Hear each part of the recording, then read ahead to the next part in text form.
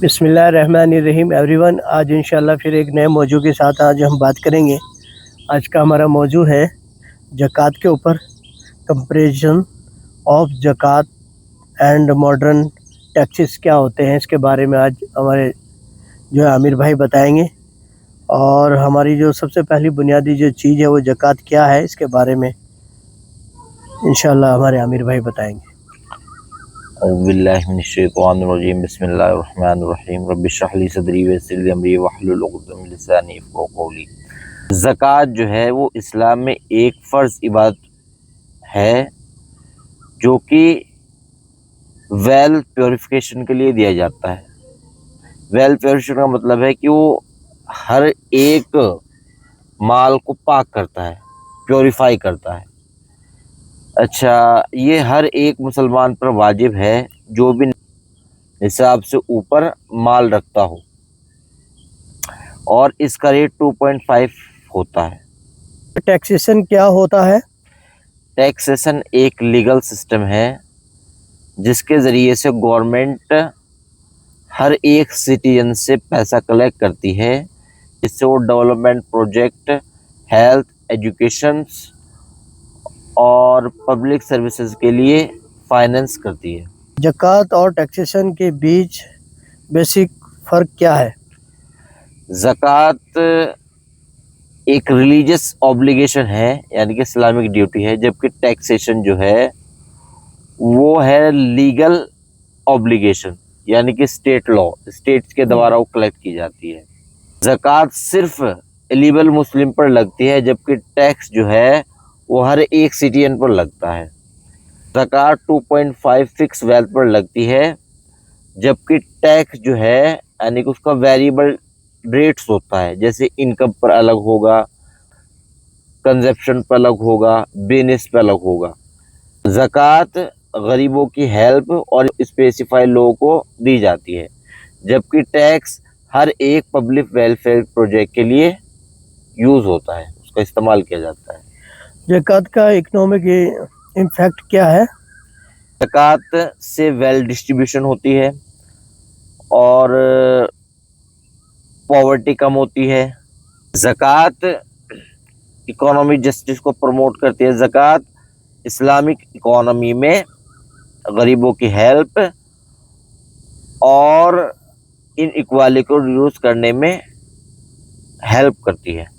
Taxation का economics में role क्या है? टैक्सेशन का इकोनॉमिक रोल है, टैक्स से गवर्नमेंट इंफ्रास्ट्रक्चर को डेवलप करती है, यानी कि वो पब्लिक सर्विसेज देती है, जैसे कि हॉस्पिटल्स हो गया, स्कूल हो गए, रोड्स हो गया, डिफेंस हो गया। और के साथ जो है टैक्स से जो है किसी भी कंट्री की इकोनॉमी ग्रो करती है। ज़कात किस किस को दे सकते हैं? ज़कात जैसे कि कुरान के अंदर है, 8 उन कैटेगरीज लोगों को दे सकते हैं जो कि सूरह तौबा के अंदर मेंशन किया गया है, जैसे कि गरीब, मिस्कीन, अल्लाह के रास्ते में ज़कात कलेक्टर को, और मुसाफिर को, और नए मुस्लिमों को गुलाम के आज़ाद करने में, किसी कर्ज अदा करने में। अच्छा, क्या ज़कात और टैक्स दोनों देना ज़रूरी है? हाँ, अगर कोई किसी मुस्लिम कंट्री के अंदर रह रहा है, अगर वहाँ टैक्सेशन सिस्टम है, तो मतलब एक तरह से वहाँ जो ज़कात देना होगा वो तो एक रिलीजियस ऑब्लिगेशन होगा, लेकिन जो टैक्स है वो एक लीगल ऑब्लिगेशन होगा, तो वहाँ दोनों देना ज़रूरी है, हालांकि दोनों का सिस्टम अलग है। ज़कात और मॉडर्न टैक्सेशन कलेक्शन कैसे होता है? ज़कात जैसे कुछ इस्लामिक कंट्रीज़ के अंदर स्टेट कलेक्ट करता है, जैसे सऊदी अरबिया, लेकिन ज़्यादातर लोग खुद ही डिस्ट्रीब्यूट करते हैं ज़कात को।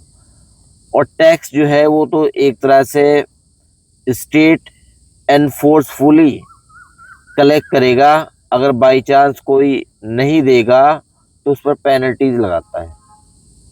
क्या ज़कात को टैक्स की जगह समझा जा सकता है? नहीं, दोनों का अपना अलग स्कोप है, अलग यूजेस है। ज़कात सिर्फ स्पेसिफाई लोगों को दी जा सकती है। टैक्स जो है वो हर एक पब्लिक वेलफेयर प्रोजेक्ट के लिए यूज होता है, इसलिए दोनों इंडिपेंडेंट है। ज़कात और टैक्सेशन का कॉमन ऑब्जेक्टिव क्या है? ज़कात और टैक्सेशन का कॉमन ऑब्जेक्टिव है सोशल वेलफेयर और बैलेंस इकोनॉमिक, यानी कि एक तरह से क्या होगा, दोनों एक तरह से बैलेंस करेंगे इकोनॉमी को, लेकिन दोनों का जो मेथोडोलॉजी है, जो स्ट्रक्चर, वो दोनों का अलग है, लेकिन दोनों का काम क्या है, सोशल वेलफेयर का है और इकोनॉमिक जस्टिस का है। गाइस, आज हमने ज़कात के बारे में बात करी और टैक्स के बारे में भी बात करी है। ये दो मौजू बहुत अहम हैं और इस्लाम के दायरे में इन चीज़ों को कैसे रखा जाता है इसके बारे में हमारे आमिर भाई ने बताया है। और आने वाले इंशाल्लाह अगले एपिसोड में फिर आपसे मुलाकात होगी। जज़ाकल्लाह खैर।